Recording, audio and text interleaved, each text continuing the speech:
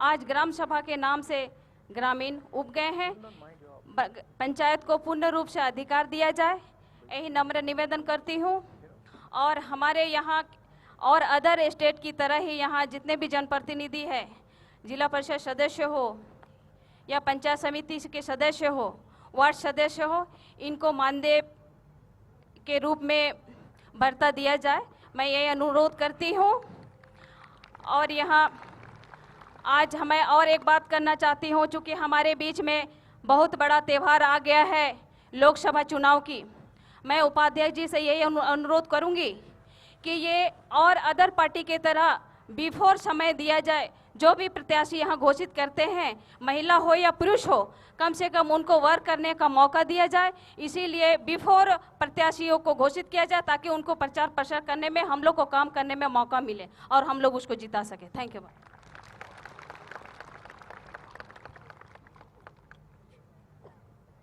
आदरणीय हमारे राहुल गांधी जी, झारखंडी जोहार। मैं विशेष रूप से आपको आदिवासी महिलाओं और आदिवासी समाज के समस्याओं के बारे में बताना चाह रही हूँ। अभी हमारे झारखंड में आदिवासियों की संख्या को सर्वे के आधार पर कम किया गया है, लेकिन ऐसा तो संभव नहीं है कि हम लोग कम होते जा रहे हैं। जन्म तो हो ही रहा है, लेकिन एक सर्वे का जो भी फॉर्मेट होता है उसमें सरना धर्म का कोड नहीं है।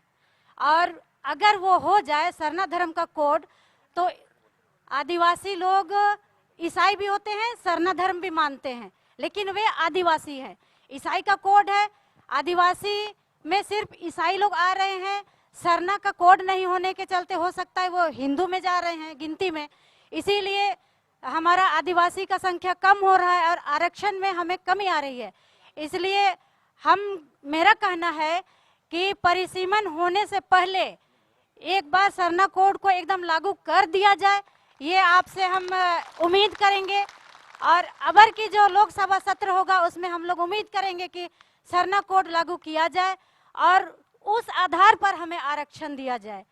और बाकी और बहनें हैं वो कहेंगी।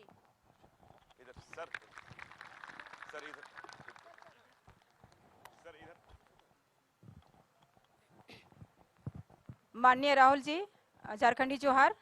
मैं रमा खलखो, रांची की पूर्व मेयर। सबसे पहले मैं माननीय राहुल जी को मैं बधाई देना चाहूँगी कि फर्स्ट टाइम ऐसा है कि हमारे बीच खुद आदिवासी महिलाओं के बीच में आकर के हमारी बातों को सुन रहे हैं और हमारी जो परेशानी है उनको भी सीधे रूप से वो सुनने के लिए यहाँ पर बैठे हुए हैं। मैं माननीय राहुल जी को दो चीज़ कहना चाहूँगी। जैसे हमारी एक बहन ने अभी कहा, वो सेंसस में चूंकि हमारे जनगणना कोड में हिंदू, मुस्लिम, सिख, ईसाई, बौद्ध, जैन ये धर्म का कोड लागू किया गया है, लेकिन अभी तक हमारे चूंकि राष्ट्रीय पहचान हमारी सरना आदिवासियों की नहीं है, ये करोड़ों की संख्या में हमारे भारतवर्ष में हम लोग हैं, तो इसलिए हम लोग चाहते हैं कि ये सेंसस हमारे झारखंड से कई बार बातें उठ रही हैं। इसके साथ साथ बगल की जो स्टेट है हमारा छत्तीसगढ़ है, उड़ीसा है, ये सारे जगहों पे ये बातें हमारी उठ रही हैं। तो मैं चाहूँगी इस पर कि कम से कम इस बार का जो हमारा चुनाव आया जनगणना कोड हो उसमें सरना धर्म का होना चाहिए। और दूसरी, माननीय राहुल गांधी यहाँ के संगठन के बारे में मैं बोलना चाहूँगी। चूँकि हमारी आदिवासी महिलाएं यहाँ पर काफ़ी संख्या में है और चूँकि झारखंड हमारा एक आदिवासी बहुल क्षेत्र है और ख़ास तौर पर महिलाओं को संगठन पे माने जगह नहीं मिल पाता है, ताकि हम महिलाएं काफ़ी संख्या में हमारी महिलाएं हैं, चाहे मुखिया के लेवल पे आई हुई, चाहे सरपंच पे आई हुई है, और जगह नहीं मिलने की वजह से ही हम लोगों का जो झारखंड में जो हमारा स्थिति है वो आप तक नहीं पहुँच पाती है। सारी महिलाएं आई हैं, आप तक दिल्ली नहीं पहुँच पाएंगी, मैडम सोनिया जी के पास ये बातें नहीं पहुँच पाती हैं। इसलिए हमें काफ़ी खुशी हुआ है कि आप हमारे आदिवासी महिलाओं से जो रूबरू हो रहे हैं, इसका काफ़ी हम आपका हार्दिक हम धन्यवाद भी और स्वागत करते हैं। धन्यवाद।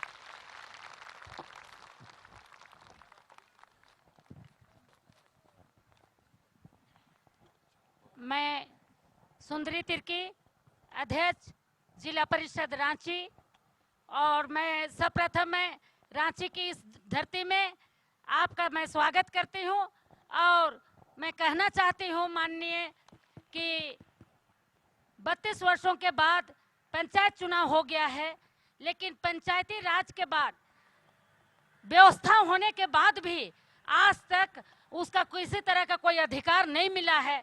ये आपके परम पूज्य स्वर्गीय आपके पिताजी जी का देन है कि पंचायती राज व्यवस्था हो। आपके पूरे खानदान की सोच थी कि पंचायती राज व्यवस्था जमीनी स्तर पे हो, लेकिन झारखंड में ऐसा नहीं देखने को मिल रहा है। इसलिए माननीय से मेरा आग्रह है कि आप, झारखंड में भी आपकी सरकार है, केंद्र में भी आपकी सरकार है, ही अमेंडमेंट के तहत जो भी संशोधन में निहित अधिकार है उसको जल्द से जल्द लागू कराया जाए। उन्मुख कार्यक्रम को चलाने की जो भारत सरकार ने जो चलाई, तो डट कर मैं आपसे आग्रह करना चाहूंगी कि ऐसी योजनाओं को आप सरकार से कहें कि जल्द से जल्द लागू करें और जमीनी स्तर तक चलाएं। दूसरी बात माननीय से आग्रह करती हूं, यहाँ आंगनबाड़ी सेविकाओं का जो हालात है, यहाँ 90% आदिवासी आंगनबाड़ी सेविकाएं हैं, 90%, 100 में 90%, लेकिन यहाँ आंगनबाड़ी सेविकाओं का मानदेय काफी पुअर है। मात्र 3000 में वो काम करती हैं। उनके लिए जीवन मरण के पीछे किसी तरह की कोई सुविधाएं नहीं है। इसलिए माननीय से आग्रह है कि आंगनबाड़ी सेविका का भी ख्याल रखा जाए और उनके मानदेय ही नहीं, उनके आने वाले भविष्य का ख्याल रखते हुए भारत सरकार में जो उनके निहित अधिकार है उस पे आप संशोधन करें और आने वाला लोकसभा चुनाव का तमाम आंगनबाड़ी सेविकाओं की ओर से, आदिवासी महिलाओं की ओर से, पंचायती राज व्यवस्था की ओर से मैं शुभकामना देती हूं कि आने वाला दिन में आप प्रधानमंत्री के रूप में आप बने। यही मेरी शुभकामना है। धन्यवाद।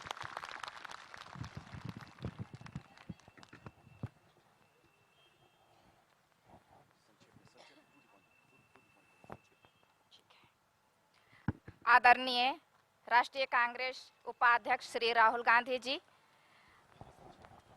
ठीक है, राहुल गांधी जी, आपका अभिनंदन करती हूँ कि आप इस रांची के इस धरती पर आए हैं और हमें बहुत गर्व हो रहा है कि आपके साथ में हम आमने सामने बातचीत कर पा रहे हैं और अपनी समस्याओं को हम रख पा रहे हैं। हम एक आम आदिवासी महिला हैं जो कि हम लोग खेती बाड़ी का काम करते हैं और सरकार की ओर से हमें खेती बाड़ी करने के लिए बहुत सारी योजनाएं प्राप्त हैं। जिस तरह की चेक डैम है और तालाब है, कुआं है, इन सारी योजनाएं हमारे गांव में, हमारे इस क्षेत्र में लागू है और हम गरीब किसानों को बीज का भी या प्राप्त होता है, बीज भी समय पर हमें मिलता है। और इसके साथ में जब हम किसान खेती करते हैं तो कुछ ऐसे भी लोग हैं जो दूध उत्पादन के लिए पशुपालन किए हैं। वे क्या करते हैं कि रात में वे अपने पशुओं को हमारे फसलों में छोड़ देते हैं और जब उन्हें हम बांधते हैं तो वे लोग क्या करते हैं, हमारे ऊपर में अत्याचार करते हैं, हम किसानों से मारपीट करते हैं। और इसके साथ ही जब हम किसान इस समस्या को लेकर ग्राम सभा में रखते हैं, मुखिया के यहाँ गए, वहां से कोई उपाय नहीं हुआ और उसके बाद हम थाना में गए, थाना के बाद में हम अपने क्षेत्र के विधायक जी के पास गए, फिर भी कुछ इसका सुनवाई नहीं हुआ। हम ब्लॉक में गए, ब्लॉक से भी कुछ सुनवाई नहीं हुआ। हम चाहते हैं कि आप इसके लिए जो ऐसी पशुओं को यूं ही छोड़ देते हैं जिसके कारण हम किसानों को खेती करने में बहुत सारी तकलीफें आती हैं और आपकी जो योजना है वो सफल नहीं हो पाती है, उस योजना को सफल करने के लिए आप इसके लिए कुछ पशुओं को अच्छी तरह से देखरेख करने के लिए उसका कुछ प्रबंध करें, यही हमारी निवेदन है।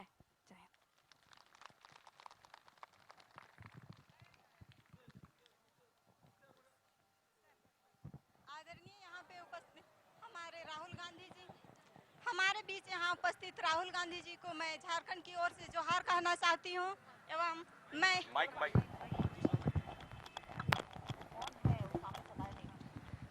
आदरणीय यहाँ पे उपस्थित हमारे राहुल जी को आदरणीय यहाँ पे उपस्थित हमारे राहुल जी को मैं झारखंड की ओर से जोहार कहना चाहती हूँ एवं हमारा समस्या ये है कि मैं ग्राम क्षेत्र से हूँ, मैं लोहरदगा जिला के सहेदा पतरा टोली से हूँ। मेरा नाम प्रभा कुमारी है। मेरा समस्या यह है कि हमारे आस पड़ोस में जितने भी ग्रामीण क्षेत्र है उसमें हमारे यहाँ मकान की समस्या है। जितने भी इंदिरा आवास की जो समस्या है उसमें लगभग 40 से 50 हजार रुपया तक हमारे परिवार में पहुँचती है। इसके लिए मैं कहना चाहती हूँ कि कम से कम 3 से 4 लाख रुपया दे जिसके लिए वहाँ पे स्वच्छ मकान एवं स्वच्छ रूप से वहाँ स्वच्छ रूप से शौचालय का निर्माण हो सके। इसके लिए मैं मंत्री जी से कहना चाहती हूँ कि ये ग्रामीण लोगों के लिए इसके लिए सही रूप से इसका मानदेय दे, जिससे वे घर का निर्माण एवं सड़क का निर्माण, सड़क इतने ही जर्जर होते हैं कि उसमें पैदल चलने के लायक भी नहीं रहता है, बिल्कुल पत्थर बड़ा बड़ा निकला हुआ रहता है। मैं कहना चाहती हूँ कि ग्रामीण क्षेत्र का सड़क ऐसा निर्माण हो कि शहर जाने में, उसे आने में कोई तकलीफ ना हो, उसे आने जाने के लिए इतना इस समय का कष्ट ना हो। बस मैं यही कहना चाहती हूँ।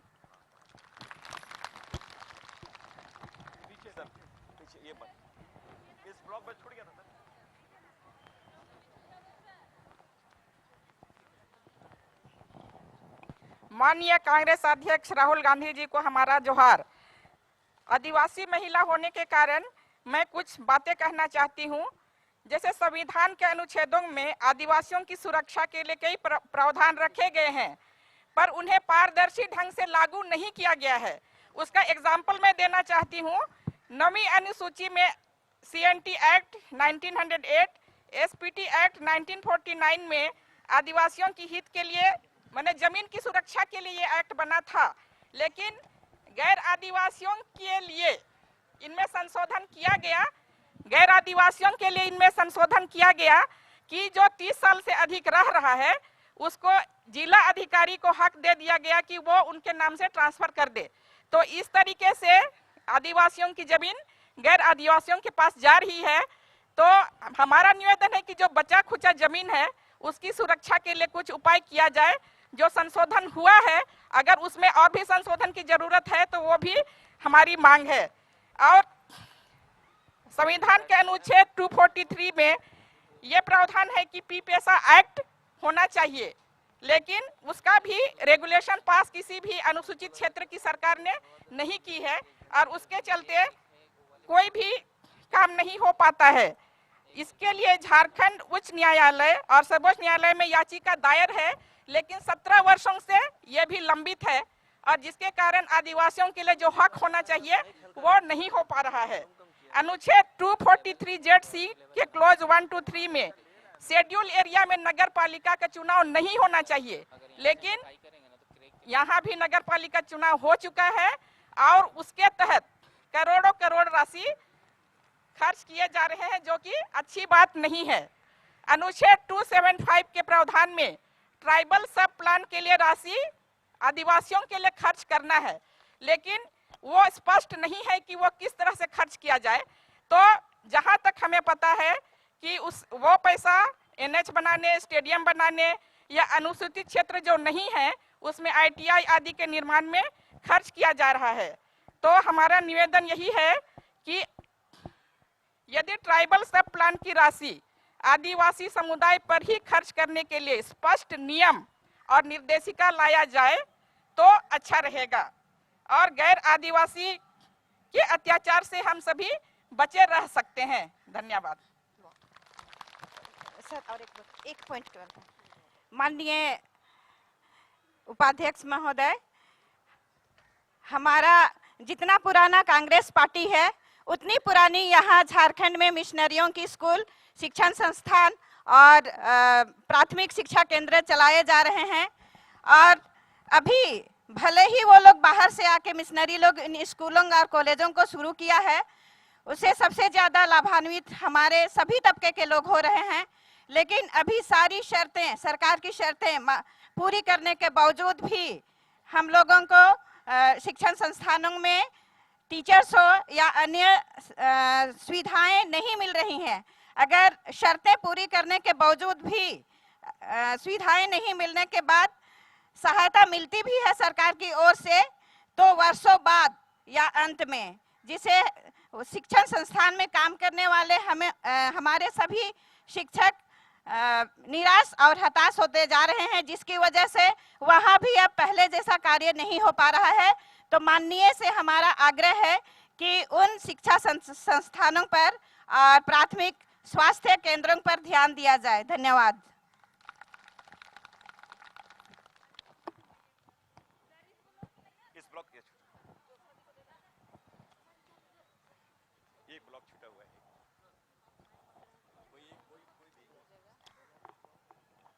युवाओं के दिल में बसने वाले माननीय वाइस प्रेसिडेंट राहुल गांधी, आपको मेरे तरफ से सिमडेगा जिला परिषद के तरफ से झारखंडी जोहार करती हूँ।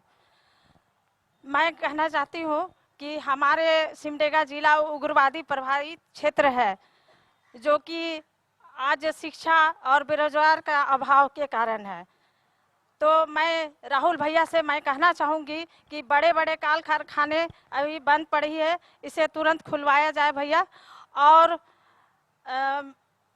मेरे दिल में एक बात याद आ रही है, बड़कपन अमीरी धन से नहीं होती है, दिल से होती है। बड़कपन बुद्धि से होती है, ज्ञान से होती है, उम्र से नहीं होती है। और मैं कहना चाहूँगी कि आज हमारे बड़े बड़े मॉल में एसटी एससी को सिर्फ झाड़ू का काम मिलता है। तो मैं कहना चाहूँगी कि एसटी एससी को आरक्षण मिलना चाहिए। मैं इन्हीं शब्दों के साथ में आप सभी को झारखंडी जोहार करती हूँ, सलाम करती हूँ, प्रणाम करती हूँ और जोहार करती हूँ।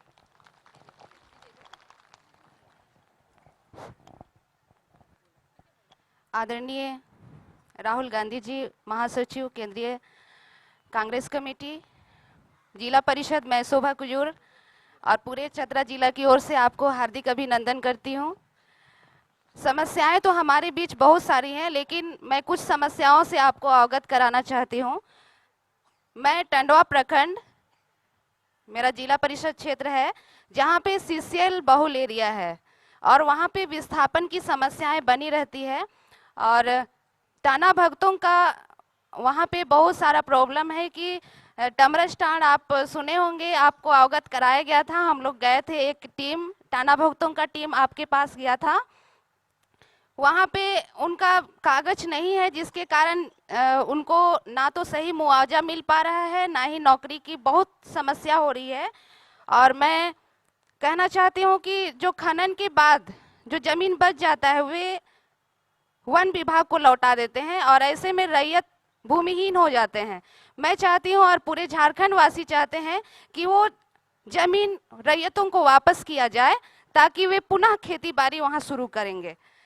मैं आग्रह करती हूँ कि आप अवश्य, इसलिए मैं इस समस्या को लेकर के आई हूँ आपके पास कि जरूर यहाँ के आदिवासियों का कुछ उद्धार होगा।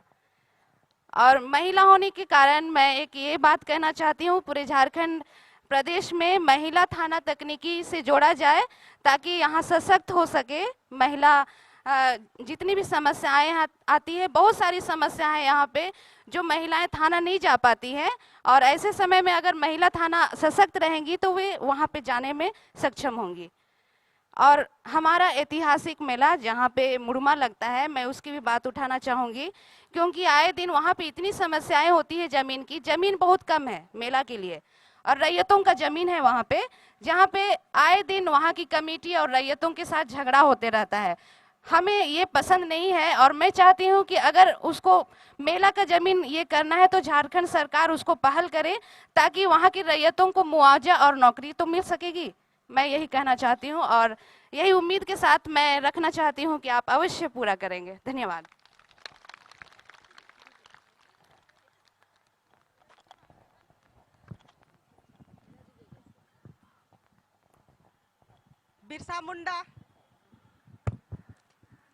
वीर बिरसा मुंडा, जतरा टाना भगत और सिद्धो कान्हो की इस पवित्र धरती पे माननीय राहुल गांधी जी, आपका स्वागत है। मैं यहाँ एक बहुत ही ज्वलंत मुद्दे आपको बताना चाहती हूँ और वो है कि महिलाओं का पलायन। यहाँ की अधिकतर महिलाएं दिल्ली, मुंबई जैसे शहरों में पलायन कर जाती है, जहाँ उनके साथ बहुत ही शारीरिक, मानसिक और आर्थिक शोषण होता है। इसके साथ साथ बहुत सी महिलाएं ऐसी हैं जो ईंट भट्ठों की तरफ पलायन कर जाती हैं। मैं आपसे गुजारिश करना चाहती हूं कि खासकर महिलाओं के लिए यहाँ ऐसी कोई रोजगार नीति बनाया जाए, स्थानीय नीति होनी चाहिए महिलाओं के लिए, ताकि वो यहाँ से पलायन ना करें। और एक मुद्दा है यहाँ जो अंधविश्वास है, डायन बिसाही, जो हमारे झारखंड की एक बहुत ही विकराल मुद्दा है। इसमें महिलाओं को अक्सर प्रताड़ित किया जाता है, मैल खिलाया जाता है, उसे जान से मार दिया जाता है। इसके लिए बहुत से कानून बने हैं, डायन प्रतिशोध कानून बने हैं, लेकिन इसका यहाँ पर पालन नहीं होता है। और इसके लिए गांव की बहुत सी महिलाएं हैं जो सामाजिक डर से भी थाना नहीं जा पाती हैं। मैं आपसे गुजारिश करना चाहती हूँ कि ऐसा एक कोई सेल का गठन हो जिसमें स्थानीय निकायों को उसमें शामिल किया जाए, एनजीओ को शामिल किया जाए, कोई सरकारी गैर सरकारी संगठनों को शामिल किया जाए कि वो गांव में सर्वे करें और ऐसे प्रताड़ित महिलाएं जो डर से वो अपना दुख नहीं बता सकती हैं, थानों में उनको चिन्हित करके उनको न्याय दिलाया जाए, ऐसी कोई व्यवस्था की जाए। और एक बात बताना चाहती हूँ कि यहाँ हम गांव में जाते हैं तो अधिकतर हम देखते हैं कि बीपीएल नहीं होने के कारण यहाँ के बहुत से बुजुर्गों को वृद्धावस्था, विधवावस्था, इंदिरा आवास या बिजली जैसी व्यवस्था से जो सुविधाएं हैं वो नहीं मिल पाती हैं। क्योंकि ग्राम सभा सबसे ऊंची सभा है, ये पेशा कानून में अधिकार मिला है, तो मैं आपसे गुजारिश करना चाहती हूँ कि क्यों ना ग्राम स्तर पर ग्राम सभा की अनुशंसा से ऐसे लोगों को चिन्हित किया जाए और वो इस पर सरकारी स्तर से भी उस पर जांच और जरूरतमंद जो नीडी पर्सन है, जिनको इंदिरा आवास चाहिए, विधवावस्था चाहिए, वृद्धावस्था चाहिए, वैसे लोगों को ये मुहैया कराया जाए। क्योंकि ये बीपीएल एक बहुत बड़ा अड़चन हो जाता है। इसलिए महामहिम से मेरा यही गुजारिश है कि इस पर ध्यान दिया जाए। बहुत बहुत धन्यवाद।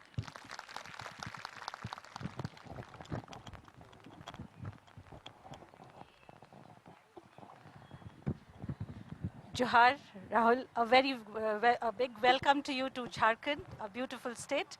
मैं एक प्रोफेसर हूँ, मैरी बोद्रा, एक्साइस Xavier institute of social service management institute से मैं आ रही हूँ और बहुत यंग पीपल के साथ मैं काम करती हूँ।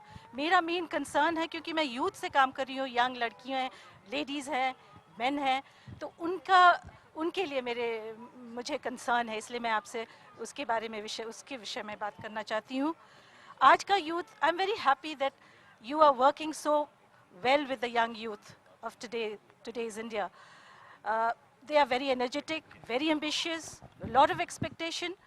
But what I find that in XISs हम लोग 50% हमारे ट्राइबल यूथ के लिए ही हम लोग सीट रिजर्व करते हैं। बट जब टाइम आता है, रिक्रूटमेंट का समय आता है, चाहे पब्लिक सेक्टर आए, हमारे ट्राइबल बच्चे लोग नहीं रिक्रूटेड होते हैं। I do not realise what is the reason, they are so talented in spite of that. मुझे मालूम नहीं है क्या कारण है, because I can very confidently tell you that हम लोग बहुत अच्छा से तैयार करते हैं इन ट्राइबल बच्चों को। They are very very talented.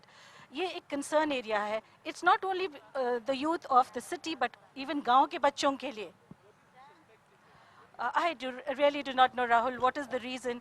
There are public sectors who come and visit and recruit, but they should have some provisions for our tribal boys and girls. Tata Steel or maybe the public sectors who come and visit, they should first give preference to our tribal youth. And I would like you all to look into this. Another thing, Rahul, I would like to, I'm addressing you as Rahul because I admire your family so much. Just want to know, what is your dream for the young youth, Jharkhand youth? And what is your government going to do? Help them achieve this vision. What is your vision for the Jharkhand youth? Could you just answer this for me?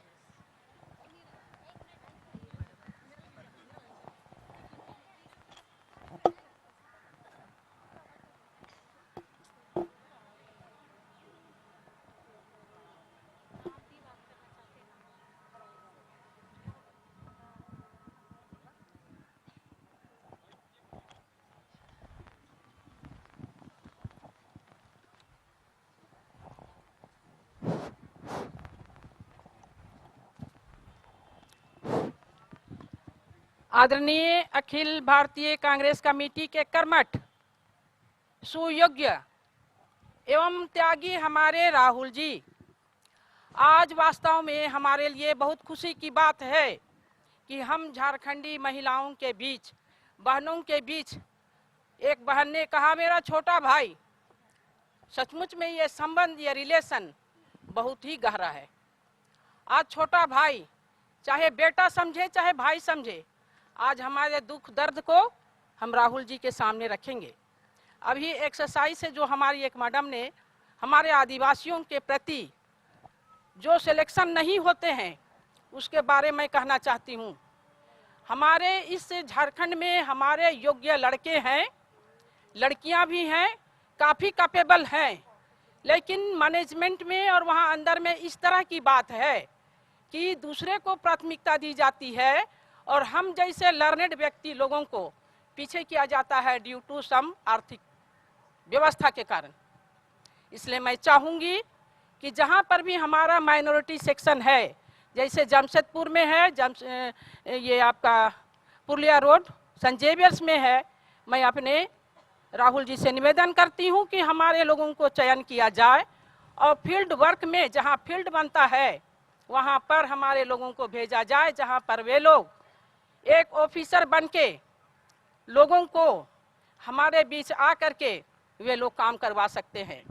ये SSI एक ऐसा चीज़ है जहाँ पर personal management course होता है, वहाँ पर कैसे फैक्ट्री चलाना है, कैसे किसी चीज़ को देखना है, उस चीज़ की व्यवस्था होती है।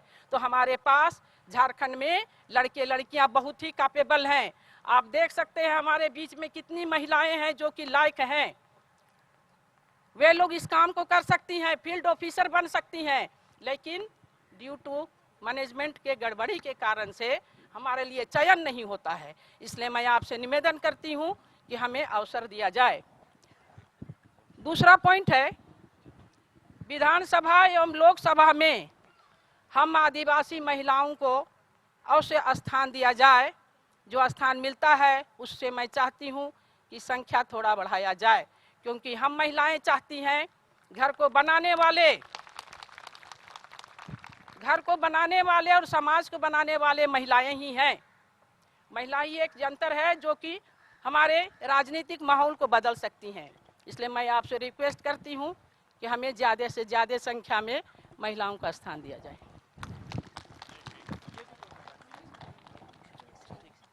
आदरणीय राहुल भैया से मैं कहना चाहूँगी कि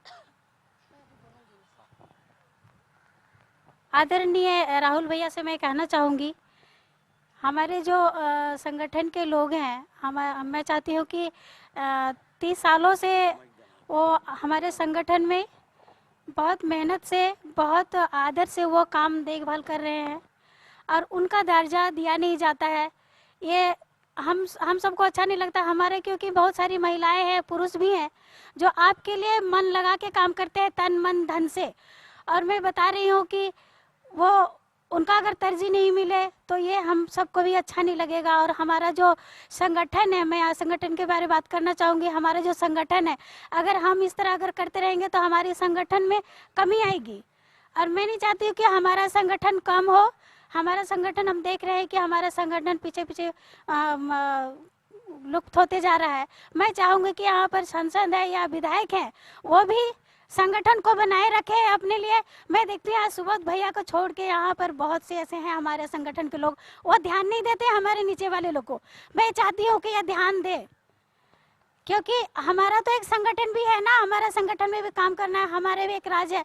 तो हम भी चाहते हैं कि हमारे जो संगठन वाले हैं वो मेहनत से मन लगा के जो काम करते हैं। अभी देखिए, मैं बता रही हूँ आपको, मैंने देखा है, मैं एक काउंसलर हूँ और मैं गांव-गांव में भी गई हूँ। यहाँ पर बहुत सारी महिला, हमारी खिजरी की महिला हैं जो हमको जान रही होंगी। मैंने देखा है उन लोगों को, वो इतने मेहनत से और बहुत आदर के साथ आपका सम्मान करते हैं और आपके लिए वो काम करते हैं। और उनको अगर इस तरह सम्मान ना मिले, मैं चाहती हूँ भैया, मैं दोबारा आपको चाहती हूँ, हमारा आंगन में आप आए हैं, मैं आपको पहले धन्यवाद देना चाहती हूँ और मैं चाहती हूँ कि हमारा सम्मान करें आप। धन्यवाद, आप सबको धन्यवाद माता है बहनें।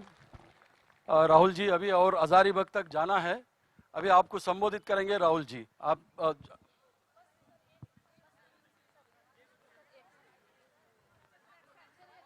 Time is up sir.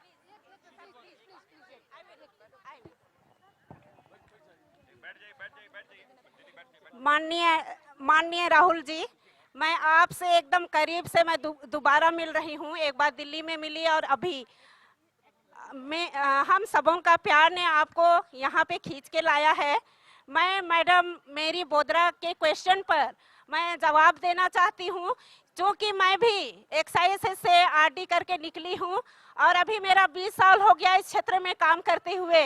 और मैं सबों को, माताओं बहनों को यह जानकारी देना चाहती हूँ कि मैडम ने कहा कि प्लेसमेंट में, रिक्रूटमेंट में हमारे आदिवासी बच्चों का रिक्रूटमेंट नहीं हो पाता है। वो फेस मैंने भी किया है।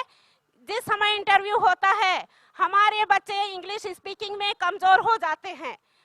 जो डिस्कशन होता है, जीडी होता है, उसमें हम लोग कमज़ोर हो जाते हैं, वो हम लोगों को पकड़ा जाता है। दूसरी बात ये है, हम दूर दराज के बच्चे यहाँ आकर के पढ़ते हैं। सुदूर ग्रामीण क्षेत्रों से मैं भी सिमडेगा के एक रेंगारी गांव से आके यहाँ पढ़ाई की थी। जिस समय प्लेसमेंट हो रहा था उस समय मेरा भी चयन नहीं हुआ। पहला प्लेसमेंट में दोबारा मैं ट्राई की, उसमें भी नहीं लिया गया। तीसरी बार में मेरा प्लेसमेंट हुआ और वो भी छोटे एनजीओ में। उस समय मुझे सिर्फ 1700 रुपया मिलता था। तो 93 की बात मैं कर रही हूँ। उस समय जब मैंने महसूस किया और दूसरे एनजीओस में भी मैंने काम किया और वहाँ पे हम आदिवासी बच्चों को शो पीस की तरह सामने लाया जाता है, कहा जाता है this is tribal girl, this is tribal boy. तो ये फीलिंग्स मुझको बहुत दुखदाई हुआ है और जीवन में मैं आप सबों को यही संदेश देना चाहती हूँ। राहुल जी से मैं विशेष रूप से कहना चाहती हूँ, अगर भाषा को लेकर के रिक्रूटमेंट होता है तो यह कौन सा एजुकेशन सिस्टम है जो कि यहाँ लागू किए हैं आप? अगर जो इंग्लिश जानता है वही नौकरी करे, वही बड़ा पोस्ट पाए, तो यह शिक्षा नीति बिल्कुल गलत है। राहुल जी, मैं दिल से रोते हुए कह रही हूँ कि इस तरह की शिक्षा नीति आप लागू ही मत करें। और मैं शिक्षा जो प्राइवेट स्कूल में पढ़ाते हैं माँ बाप, वो भी बहुत खर्च करके पढ़ाते हैं और इतनी महंगी फी हो गई है कि हम देने के लायक भी नहीं होते हैं। टीचर्स हमारे बच्चों को पनिशमेंट करते हैं समय से फीस नहीं देने पर। दूसरी बात, और जो रुकिए ना, फिर हमारे जो गरीब बच्चे हैं, शिक्षा का सिस्टम ऐसा होना चाहिए कि प्राइवेट और जो सरकारी स्कूल है सिलेबस एक हो, ताकि सभी बच्चे compete कर सकें, उस जगह को, उस मंजिल को पा सकें।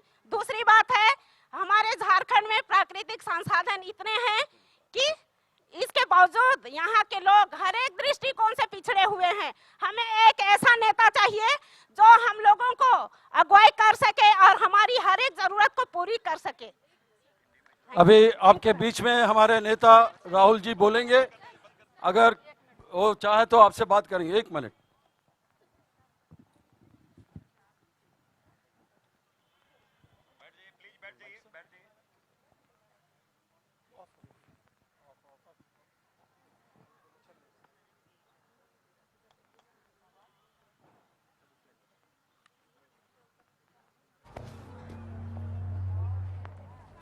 नमस्कार, चल रहा है ये ठीक से? आप सब दूर दूर से आए, इसके लिए बहुत बहुत धन्यवाद। मैंने सोचा था कि आपके बीच में आके मैं आपकी बात सुनूं और आपने अपने विचार रखे। 2-3 मैं अपने भी विचार रखना चाहता हूं आपके सामने। ऐसी ही मीटिंग मेरी कुछ दिन पहले महिलाओं से हुई और उस मीटिंग में मैंने कहा कि जब तक हम हिंदुस्तान की महिलाओं को शक्ति नहीं देंगे तब तक हिंदुस्तान अपने पैरों पे ठीक से खड़ा नहीं हो सकता है। इस बात को आप मानती हैं या नहीं? मानती हैं? यही बात मैं यहां कहना चाहता हूं। हम बहुत बातें करते हैं, मगर जिस प्रकार से हिंदुस्तान में महिलाओं को, आदिवासी महिलाओं को शक्ति मिलनी चाहिए वो नहीं मिल रही है। सही बात है, गलत बात है? यहां पे कोई सोचता है कि भाई महिलाओं को जितनी शक्ति मिलनी चाहिए उनको मिल रही है? एक महिला है यहां पे जो इस बात को मानती है? एक नहीं है। शक्ति कैसे मिलेगी? 2-3 चीजों से मिलेगी। शिक्षा से मिलेगी, स्वास्थ्य से मिलेगी, राजनीतिक शक्ति से मिलेगी। और मुझे बहुत अच्छा लगा कि आपने अभी कहा कि राजनीतिक ढांचे में महिलाओं को लाना है। पंचायती राज में आरक्षण हो गया है और उससे काफी महिलाओं को फायदा मिला है। 50% हमारी महिला रिजर्वेशन है। मगर मैं जानता हूं कि जिस प्रकार से पंचायत की महिलाओं को, पंचायत के नेताओं को अधिकार मिलना चाहिए, वो नहीं मिला है। ऐसे प्रदेश हैं जहां मिला है, मगर झारखंड में नहीं मिला है।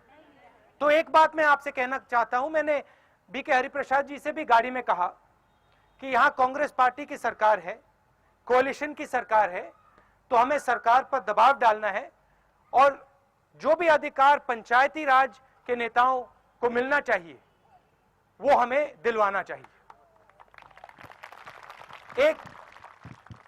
एक ये बात है। दूसरी बात संगठन की बात है। जो आपने एमपी एमएलए की बात की, मैं चाहता हूं कि आने वाले समय में कांग्रेस पार्टी का संगठन महिलाओं को जोरों से आगे बढ़ाए। और मैं चाहता हूं कि यहां इस कमरे में, इस मीटिंग में मुझे बहुत सारे चेहरे दिख रहे हैं जो आने वाले समय में नेता बन सकते हैं, एमपी बन सकते हैं, एमएलए बन सकते हैं। मैं यहां क्यों आया? एक ही कारण था कि मैं आपको बताना चाहता था कि मैं आपकी बात सुनना चाहता हूं और आपकी जो लड़ाई है, जो आपकी मुश्किलें हैं, वो लड़ाई मैं आपके लिए लड़ना चाहता हूं, आपके साथ और आपके लिए लड़ना चाहता हूं। अब आप कोई सुझाव देना चाहें, काफी महिलाएं हैं जो बोलना चाहती हैं मगर बोल नहीं पाई हैं, तो आप खुल के बोलिए।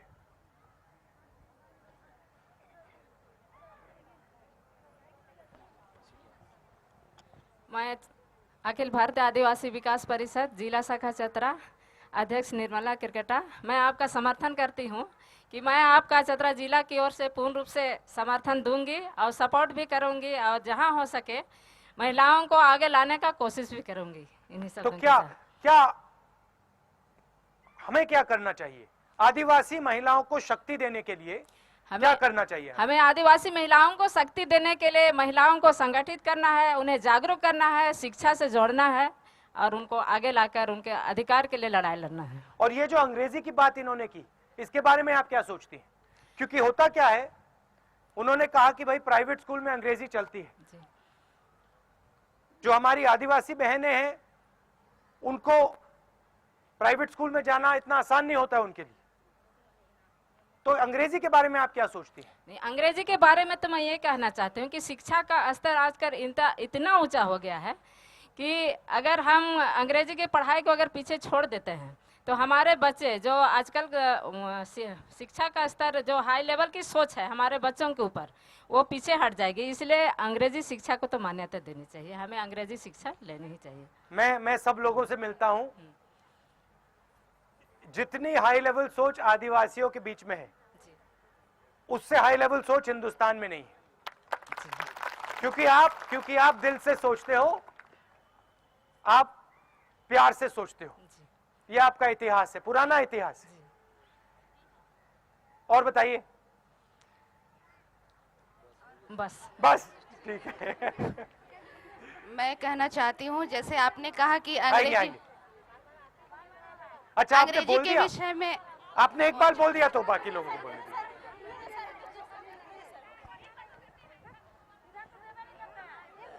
आप मुझे बताइए, काफी चर्चा हुई, आदिवासी महिलाओं को पीछे कैसे रखा जाता है, दबाया कैसे जाता है, और उसके बारे में हम क्या कर सकते हैं? मुझे क्या करना चाहिए?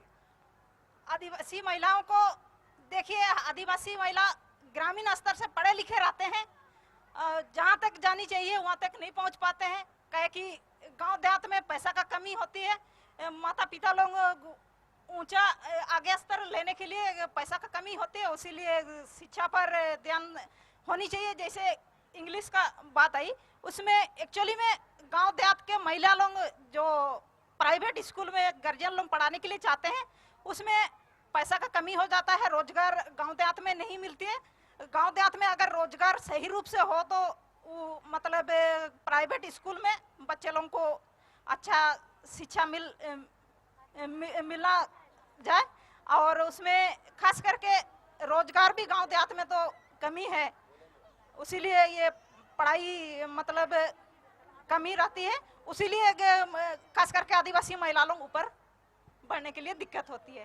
तो आपके लिए यूपीए की सरकार ने 3 काफी बड़े काम किए थे। एक तो पलायन को रोकने के लिए मनरेगा किया, आपने सुना होगा।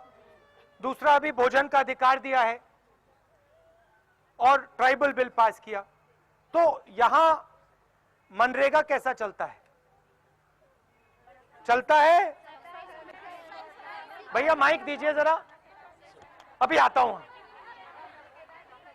अभी इधर भी आना पड़ेगा, आऊंगा।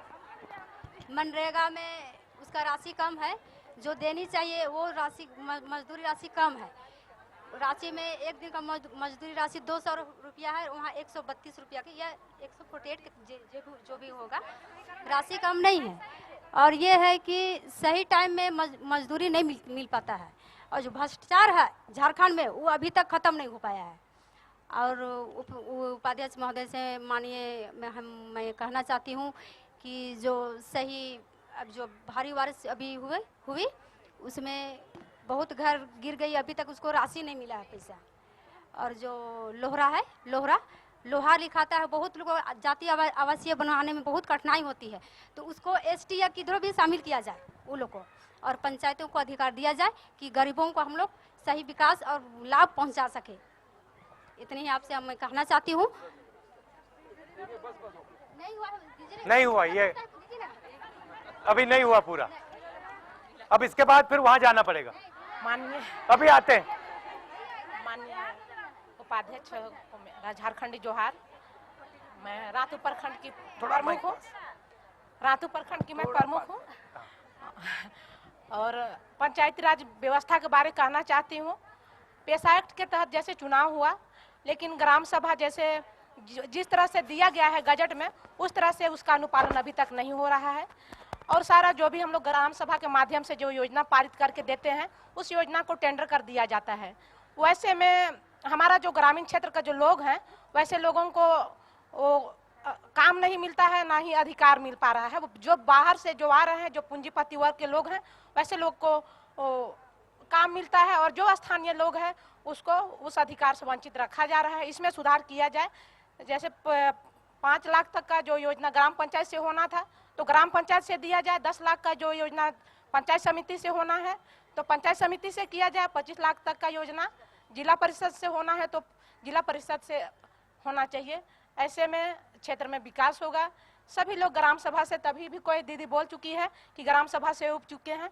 एक्चुअली में सही में वैसा हम लोग को भी वैसा प्रतीत होता है कि ग्राम सभा ही नहीं करना चाहिए। योजना हम लोग पारित करके या जमीन चिन्हित करके भेजते हैं, उससे क्या फायदा है। और एक है जो कि पेशा एक्ट के तहत CNT एक्ट जो लागू है, तो जमीन आज कंपनसेशन के द्वारा आदिवासी का जमीन गैर आदिवासी के हाथों में चला जा रहा है, और पिला खिला करके उसको बहला फुसला करके आदिवासी का जमीन छीना जा रहा है।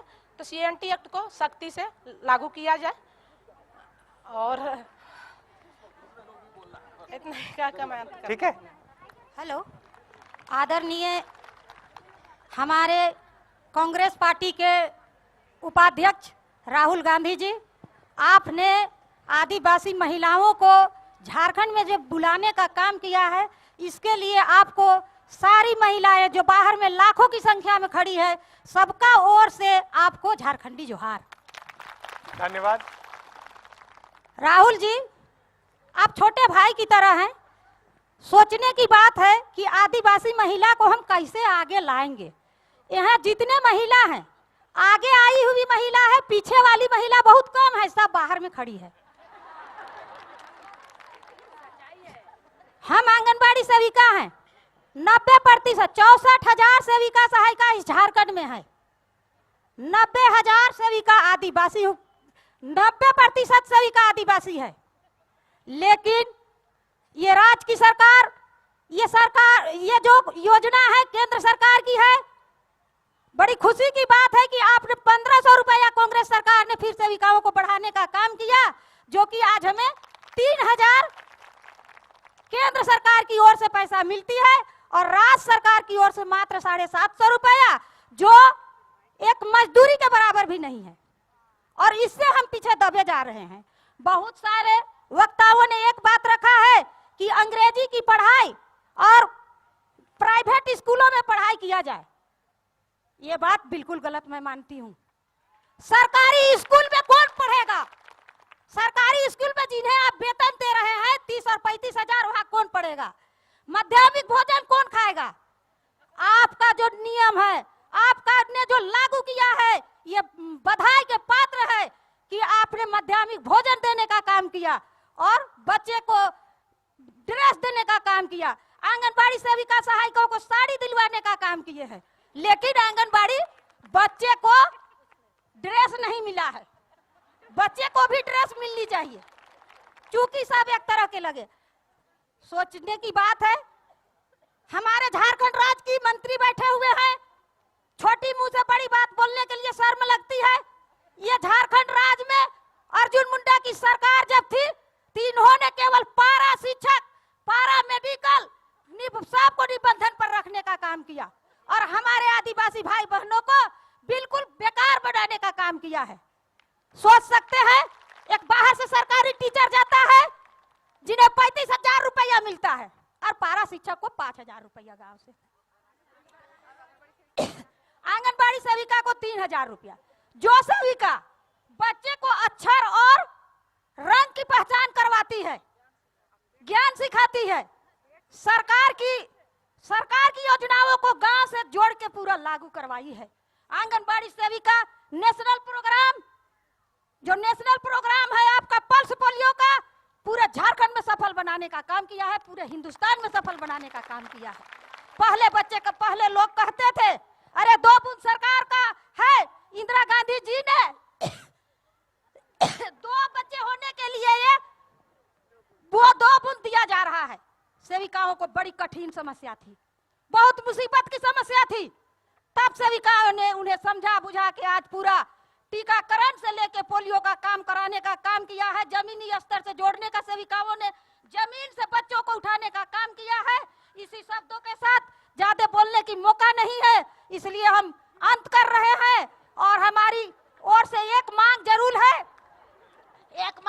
है कि ये पारा शिक्षक और पारा मेडिकल को बंद किया जाए, सीधे नियुक्ति चालू किया जाए, ताकि हमारी बेरोजगारी महिलाएं सब जुट जाए, बेरोजगारी बहन सब छूट जाए और दारुया हड़ुआ जो बिकता है यहाँ वे भी कम हो जाए।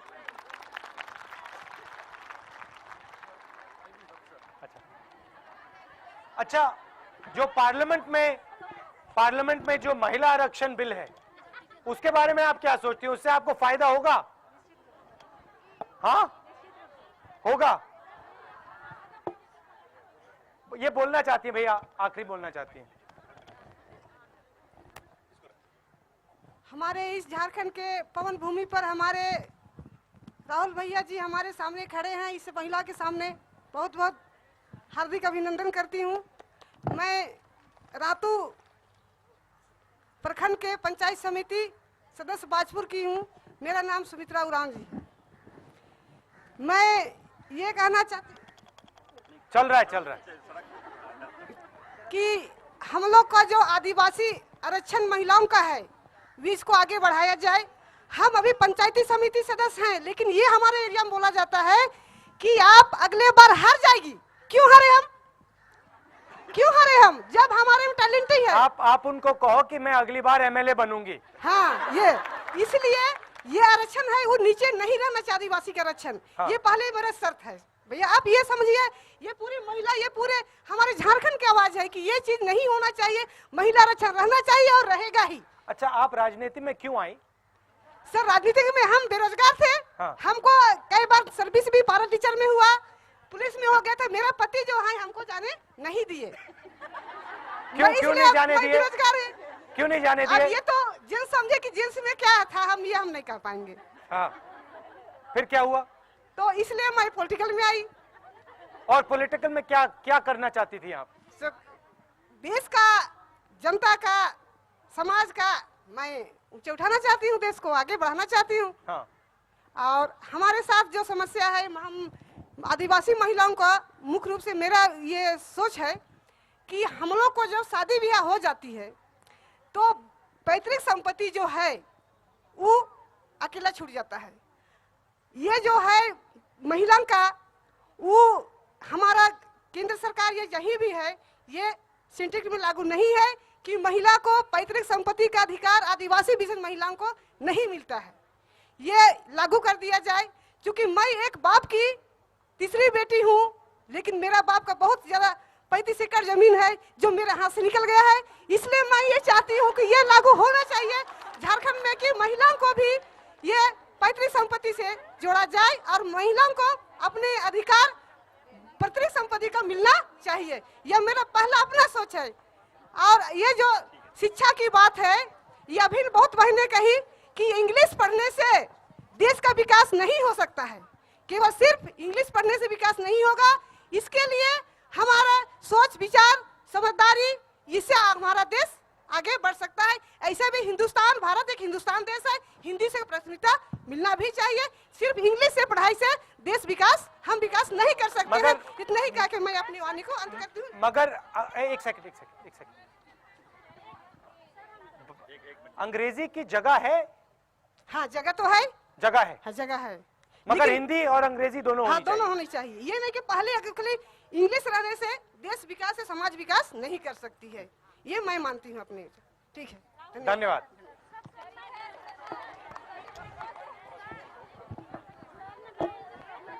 अच्छा इनको दे दो, फिर खत्म कर देते हैं। हाँ? ओके। राहुल जी को बहुत बहुत आभार और जोहार। मैं कोल्हान सिंहभूम से आई हूँ। मेरा नाम शांति समैया है। सर आपने बोला कि सरकारी योजना और आपकी सरकार ने एक बहुत ही सराहनीय कदम उठाया है, जो फूड सिक्योरिटी बिल आपने लाया और लैंड एक्विजिशन बिल लाए और फॉरेस्ट राइट एक्ट लाए। अभी आपने कहा कि इसमें महिलाओं को इससे क्या फायदा हो रहा है, तो मैं इस पे बोलना चाहूँगी कि ये जो फूड सिक्योरिटी बिल आप लाए, पहले 35 किलो अनाज मिलता था 1 रुपये करके और अब 25 किलो अनाज मिलेगा 3 रुपये करके, जो अब तिगुना पैसा देकर हमें लेना पड़ेगा। लैंड एक्विजिशन बिल में ये है कि अभी बहुत सारे माइनिंग है, झारखंड पूरा माइन से भरा हुआ है और फैक्ट्री आ रहा है और यहाँ पे भूमि का अधिग्रहण हो रहा है। लेकिन CNT एक्ट जो यहाँ का ये छोटानागपुर टेंडेंसी एक्ट 1908 में पारित हुआ, जिसके तहत महिलाओं को जमीन पर कोई अधिकार नहीं है, तो ये भूमि अधिग्रहण बिल हमारे लिए कैसे फायदेमंद हो सकते हैं? क्योंकि इसमें जो भी अधिग्रहण होता है इसमें पुरुष के नाम से होता है और पुरुष को जो कंपनसेशन मिलना है, नौकरी मिलना है, जो उनको होता है, तो इसमें हम आदिवासी महिलाओं के लिए इसमें कुछ भी नहीं है। तीसरा आपने कहा फॉरेस्ट राइट एक्ट जो है उसके तहत वन भूमि पर क्लेम करने का अधिकार, वो पट्टा लेने के लिए दावा पत्र क्लेम किया गया। उसमें भी संयुक्त रूप से महिला का नाम पहले आना था, क्योंकि यहाँ पे खुटखट्टी जमीन है, जिसके चलते बहुत सारे लोगों ने इसको ठुकरा दिया, जमीन लेने से इनकार कर दिया, क्योंकि इसमें पहले महिला का नाम लिखने का प्रावधान था। एक आपने मनरेगा की बात कही, मनरेगा में कई भ्रष्टाचार है। एक मैं उदाहरण देना चाहूँगी, जो यहाँ पे लोगों को के श्रम से काम होना चाहिए वो मशीन के द्वारा काम होता है, और बहुत सारे लोग जिसकी जॉब कार्ड है वो ठेकेदार के पास रहता है, वो मिल बांट कर अपना कर लेते हैं। उसके बाद आप खासकर महिला सशक्तिकरण और व्यवस्था बदलने की बात करते हैं। ज़्यादातर गांव की महिलाएं जिनके पास बेसिक सुविधा जो है पानी का, अनाज का, जलावन के लिए लकड़ी का हो, वो नहीं है। बहुत सारे मीलों दूर से पानी लाना पड़ता है, तो महिला की सशक्तिकरण कहाँ हो संभव है? ठीक है, ये एक आपने 4-5 चीजें उठाई, मैं एक का जवाब देना चाहता हूं। जो आपने भोजन के अधिकार की बात की है वो गलत है। सच्चाई ये है कि हर प्रदेश में जितना पहले मिलता था उतना मिलेगा। दूसरी बात, भोजन का अधिकार में एक बहुत गहरा फर्क है। पहले आपके पास अधिकार नहीं हुआ करता था। भोजन का अधिकार बिल आपको गारंटी करके अधिकार देता है पूरे हिंदुस्तान को भोजन के लिए। तो ये बहुत ऐतिहासिक कदम है, और इससे खास तौर से हमारी जो आदिवासी परिवार हैं उनको सबसे ज्यादा फायदा होने वाला है। जो आपने मनरेगा की बात की, देखिए अगर मनरेगा में मशीन को हटाना है तो जो पंचायती राज के जो हमारे नेता हैं उनको अधिकार देना है, उनको शक्ति देनी है क्योंकि वो ही इस काम को कर सकते हैं। मैं यहां इसलिए आया हूं, मैंने पहले बोला कि मैं आपके साथ खड़ा होना चाहता हूं और जो आपकी लड़ाई है वो मैं आपके साथ लड़ना चाहता हूं। एक साथ मिलकर हम आपको आगे बढ़ाना चाहते हैं। हम आपके साथ हैं। आप ये मत भूलो, हमारा पुराना पारिवारिक रिश्ता है और जहां भी हम आदिवासी की मदद कर सकते हैं, खासतौर से आदिवासी महिलाओं की मदद कर सकते हैं, वो हमारी सबसे बड़ी लड़ाई है। इसीलिए मैं यहां आया, इसीलिए मैं आपके बीच आया, इसीलिए मैंने आपसे आपकी समस्याएं सुनी। आप सबका बहुत बहुत धन्यवाद। नमस्कार।